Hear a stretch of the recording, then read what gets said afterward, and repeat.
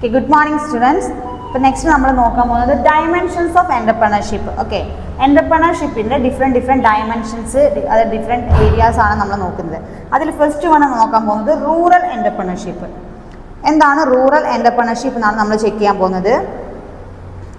അതായത് എന്താണ് rural entrepreneurship is looked as a means to increase income and employment as well as providing stability and growth in rural communities. അല്ലേ, rural എന്ന് പറഞ്ഞാൽ എന്താ, rural ഒരു developing ആയിട്ടുള്ള ഒരു ഏരിയനെയാണ് നമ്മൾ റൂറൽ എന്ന് പറയുന്നത്. അപ്പം അവിടേക്ക് എന്ത് ചെയ്യുന്നു, അവിടേക്ക് ഇൻകം അവരെ ഇൻക്രീസ് ചെയ്യാനും അവർക്കുള്ള എംപ്ലോയ്മെൻറ്റ്, അതായത് കുറച്ചും കൂടി നമ്മൾ ഉള്ളോട്ടുള്ള സ്ഥലത്തിനെയാണ് നമ്മൾ റൂറൽ ഏരിയാസ് എന്ന് പറയുന്നത്. അപ്പോൾ അവിടെയുള്ള ആൾക്കാർക്ക് എംപ്ലോയ്മെൻറ്റ് ഓപ്പർച്യൂണിറ്റീസും അവരെ ഇൻകം ഇൻക്രീസിങ് ചെയ്യാൻ വേണ്ടിയിട്ടും ഒക്കെ നമ്മൾ എന്ത് ചെയ്യാൻ വേണ്ടിയിട്ട്, അവരെ ഗ്രോത്തിന് സപ്പോർട്ട് ചെയ്യാൻ വേണ്ടിയിട്ട് ഒരു വ്യവസായം തുടങ്ങുന്നതിനെ സ്ഥാപിക്കുക ആ ഏരിയയുടെ ഗ്രോത്തിന് വേണ്ടിയിട്ട്.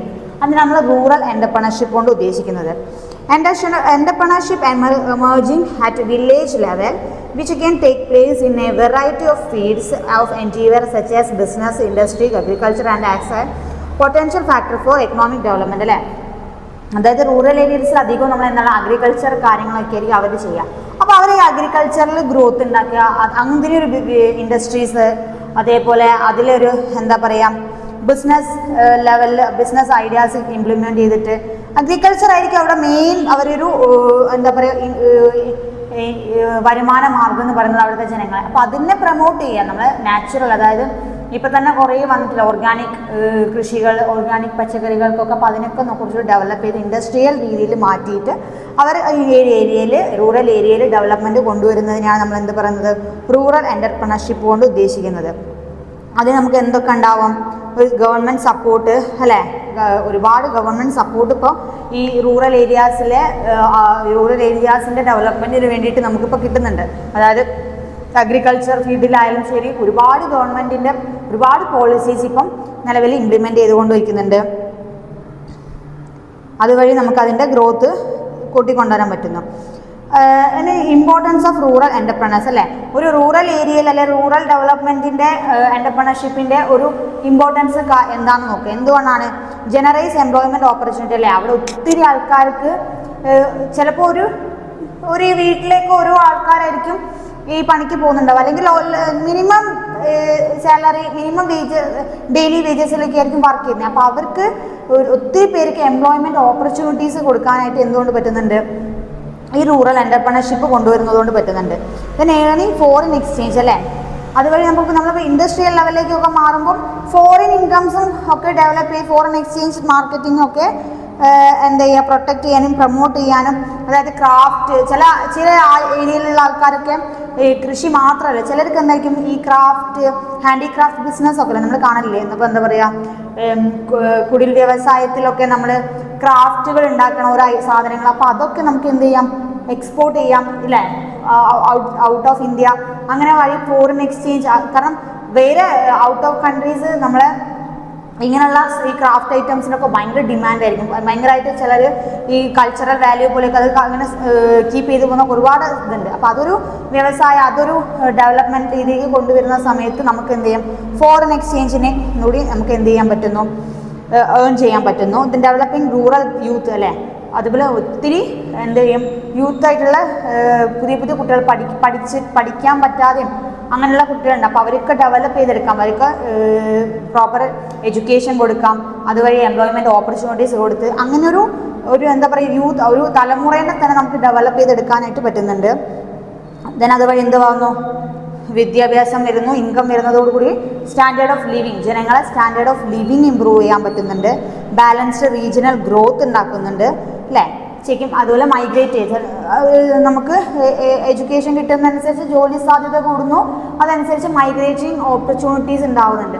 അപ്പോൾ വലിയൊരു ചേഞ്ചിനെയാണ്, വലിയൊരു ഇമ്പോർട്ടൻസ് ആണ് ഈ റൂറൽ എൻ്റർപ്രണർഷിപ്പ് കൊണ്ട് നമുക്ക് ഒരു റൂറൽ ഏരിയയിൽ ഉണ്ടാക്കിയെടുക്കാനായിട്ട് പറ്റുന്നത്. ദെൻ നോക്കുന്നത് വുമൺ എൻ്റർപ്രണർഷിപ്പ്. അതിൻ്റെ ഇമ്പോർട്ടൻസ് നമ്മൾ നോക്കിയപ്പോൾ റൂറൽ ഡെവലപ്മെൻറ്റിൻ്റെ ഇമ്പോർട്ടൻസ്.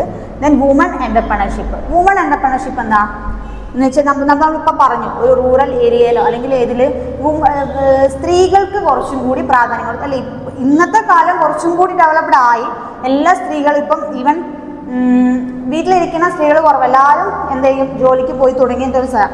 അപ്പോൾ കുറച്ചും കൂടി റൂറൽ ഏരിയയിലായാലും എല്ലാവരും കുറച്ചും കൂടി സ്ത്രീകൾക്ക് ഇമ്പോർട്ടൻസ് കൊടുത്ത് സ്ത്രീകളെ വ്യവസായം, ഇപ്പം നമ്മൾ കുടുംബശ്രീ തന്നെ ഇപ്പോൾ ഒത്തിരി കുടുംബശ്രീയിൽ ഗവൺമെൻറ് സപ്പോർട്ടോടുകൂടി കാണുന്നില്ലേ, കുറേ കുടുംബശ്രീക്കാർ കുറേ വ്യവസായങ്ങൾ, അവർ തന്നെ ഒരു ഹോട്ടൽസ്, കുടുംബശ്രീ ഊണെന്നൊക്കെ പറഞ്ഞിട്ടുള്ള ഹോട്ടൽസ് സംരംഭം, അതല്ലാതെ ചെറുകിട സംരംഭങ്ങളായാലും അച്ചാർ ഉണ്ടാക്കുന്നത്, ഓരോ പൊടികൾ, അങ്ങനെയുള്ള ഹ്യൂമൻ എൻ്റർപ്രണർഷിപ്പിന് പ്രോത്സാഹനം കൊടുക്കുക അല്ലേ. അപ്പോൾ സ്ത്രീകളുടെ ഒരു കൂട്ടായ്മ, സ്ത്രീകളുടെ ഒരു ഗ്രോത്തിലേക്ക് എന്ത് ചെയ്യാൻ പറ്റുന്നുണ്ട്, ഈ എൻ്റർപ്രണർഷിപ്പ്, വുമൺ എൻ്റർപ്രണർഷിപ്പിനെ എൻകറേജ് ചെയ്തതോടുകൂടി നമുക്ക് ഗ്രോത്ത് കൊണ്ടുവരാനായിട്ട് പറ്റുന്നുണ്ട്. എന്താണ്, അതായത് ഇപ്പോൾ നമ്മൾ പറഞ്ഞപ്പോൾ women entrepreneurship is important for the reason that women face many more challenges than their counterparts to start business, and yet they are able to succeed the performance അല്ലേ. അവരുടെ പെർഫോമൻസ് കൂടാൻ വേണ്ടിയിട്ട് നമുക്ക് പറ്റുന്നുണ്ട്. ദെൻ എന്താണ് നെക്സ്റ്റ് നമ്മൾ നോക്കുന്നത്, social entrepreneurship. Okay, ഇപ്പം റൂറൽ എൻ്റർപ്രണർഷിപ്പ് നോക്കി, വുമൺ നോക്കി, ദെൻ സോഷ്യൽ എൻ്റർപ്രണർഷിപ്പ് കൊണ്ട് ഉദ്ദേശിക്കുന്നത് എന്താണ്?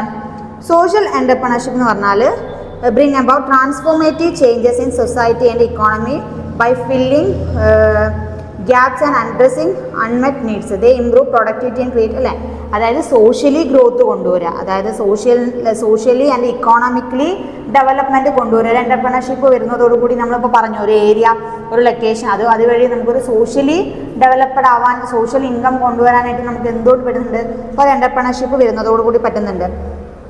അതായത് social entrepreneurship as the activities and process undertaken to discover, define and exploit opportunities to enhance social wealth by creating new ventures, managing existing organisation അല്ലേ.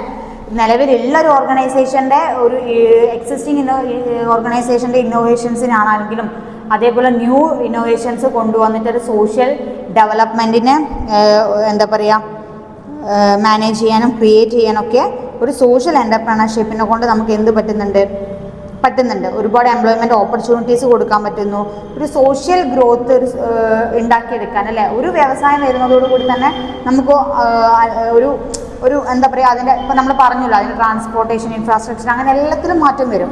അപ്പോൾ automatically ആ socially growth ഉണ്ടാക്കിയെടുക്കാനായിട്ട് നമുക്ക് എന്തുകൊണ്ട് പറ്റുന്നുണ്ട്, അപ്പോൾ എൻ്റർപ്രണർഷിപ്പ് വരുന്നതോടുകൂടി പറ്റുന്നുണ്ട്. ദെൻ എന്താണ് എക്കോപ്രണർഷിപ്പ്, അതിൽ എഴുതിയില്ല എന്ന് വെച്ചാൽ എന്താണ്, entrepreneurial process, whatever entrepreneur venture is to provide goods and services which focus on environmental benefits. അതായത് എക്കോണമിക്കൽ എക്കോപ്രണർഷിപ്പ് എന്ന് പറഞ്ഞാൽ എക്കോണമീനെയും കൂടി ചുറ്റിപ്പറ്റിയിട്ടായിരിക്കണം. അതായത് നമ്മൾ പറഞ്ഞല്ലോ, നമ്മളിപ്പോൾ ഒരു വ്യവസായം തുടങ്ങുന്നത് അത് എക്കോ ഫ്രണ്ട്ലി ആയിരിക്കണം. അതായത് ഒരു പ്രോഡക്റ്റിനെ റീസൈക്കിൾ ചെയ്യാനും റീയൂസ് ചെയ്യാനും അതേപോലെ അങ്ങനെ പറ്റുന്ന ടൈപ്പ് ഓഫ് പൊല്യൂഷൻ കൺട്രോൾ അല്ലേ. ഒരു ഓവർ പൊല്യൂഷൻസ് ഉണ്ടാക്കുക, നമ്മൾ സോയിൽ പൊല്യൂഷൻ അങ്ങനെയുള്ള കാര്യങ്ങളൊന്നും ഉണ്ടാവാതെ എന്താ പറയുക, എക്കോണമിക്ക് ഫ്രണ്ട്ലി ആയിട്ടുള്ള നാച്ചുറൽ പ്രോഡക്ട്സ് ആയിട്ടുള്ള കാര്യങ്ങളൊക്കെ കൊടുത്തിട്ട് ഇക്കോണമിക് ഫ്രണ്ട്ലി ആയിട്ടുള്ള എക്കോപ്രണർഷിപ്പിനെയും കൂടി നമ്മൾ ഡെവലപ്പ് ചെയ്തെടുക്കുക എന്നുള്ളത് അതിൻ്റെ ഒരു വലിയ കാര്യമാണ്. ദെൻ കൾച്ചറൽ എൻ്റർപ്രണർഷിപ്പ് എന്ന് വെച്ചാൽ എന്താണ്, കൾച്ചറൽ എൻ്റർപ്രണർ അടുത്തത് കൾച്ചറൽ എൻ്റർപ്രണർ. ഓരോ ഡയമെൻഷൻസിലാണ് നമ്മൾ പറയുന്നത്. റൂറലിൽ നോക്കി, വുമണിൽ നോക്കി, എന്തൊക്കെ ഡയമെൻഷൻസിലാണ് വരുന്നത്, സോഷ്യൽ, ദെൻ കൾച്ചറലിൽ വരുന്ന സമയത്ത് എന്താണ്, cultural entrepreneurs are risk takers, agents of change and creative thinkers who receive income from durable and creative cultural activities and organization അല്ലേ. അതായത് കൾച്ചറൽ ആക്ടിവിറ്റീസിൽ കൂടെ ഇൻകം അല്ലെങ്കിൽ ഗ്രോത്ത് ഉണ്ടാക്കുന്നതിനാണ് കൾച്ചറൽ എൻ്റർപ്രണർഷിപ്പ് എന്ന് പറയുന്നത്. അതായത് ഇപ്പോൾ എന്താണ്, cultural values, to create cultural values for both creative manufacturers and consumers of cultural products and services അല്ലേ.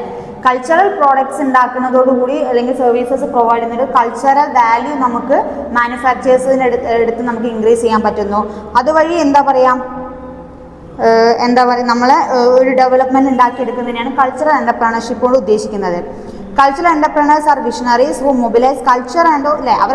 അവരൊരു വിഷൻ എന്ന് പറയുന്നത് കൾച്ചർ ആൻഡ് എന്താ പറയുക റിലീജിയൻ ആക്ടിവിറ്റീസ് ആയിരിക്കാം. അപ്പോൾ അത് എന്താ പറയുക, അതിനെയാണ് നമ്മൾ കൾച്ചറൽ എൻ്റർപ്രണർഷിപ്പ് കൊണ്ട് ഉദ്ദേശിക്കുന്നത്.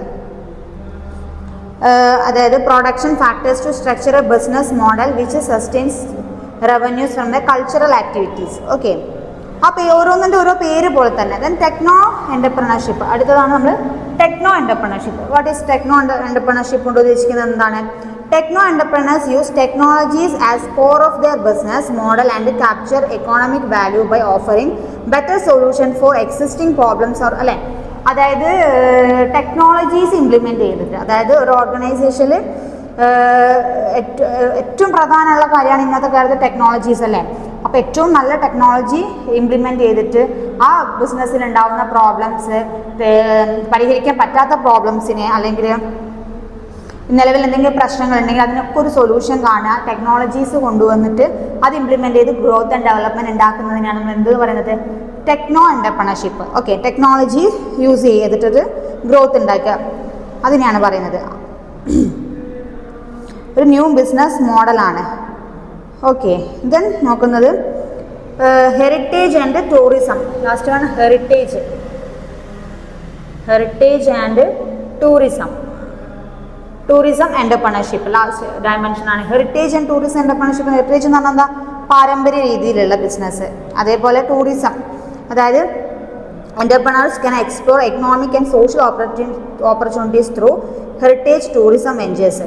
It facilitates overall development by getting attention of state government and investors on things and places which അതായത് എന്താ പറയുക, ഹെറിറ്റേജ് ടൂറിസം, പാരമ്പര്യമായിട്ടുള്ള ടൂറിസം. അതായത് ഇപ്പം നമ്മൾ പറയല്ലേ ചില കലകൾ, അതായത് ഒത്തിരി ആൾക്കാർ ഇപ്പം കഥകളി, അങ്ങനെയുള്ള തെയ്യം, അങ്ങനത്തെ കലകൾ കാരണം ടൂറിസത്തിന് ഇവിടെ വരുന്നുണ്ട് കേരളത്തിലൊക്കെ അല്ലേ.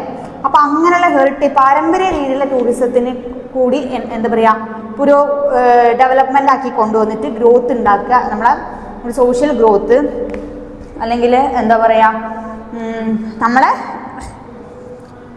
സ്റ്റേറ്റിൽ ഇൻകം കൊണ്ടുവരാനുള്ളൊരു ഫെസിലിറ്റേറ്റീസ് ഉണ്ടാക്കുന്നതിന് നമ്മൾ എന്തെന്ന് പറയുന്നത്? ഇക്കോ ആൻഡ് ടൂറിസം എൻ്റർപ്രണർഷിപ്പ് എന്ന് പറയുന്നത്. It includes business models which position heritage tourism services in the form of travel experience which period target customers അല്ലേ.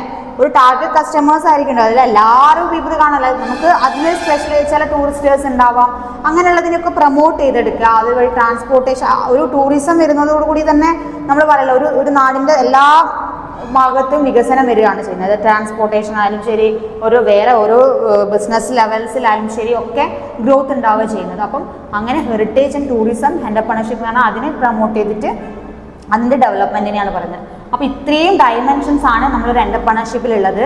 അതായത് റൂറൽ എൻ്റർപ്രണർഷിപ്പ്, ലോക്കൽ ഏരിയാസിലുള്ള അതിൻ്റെ ഡെവലപ്മെൻറ്റ് എങ്ങനെയാണെന്ന് നമ്മൾ നോക്കി.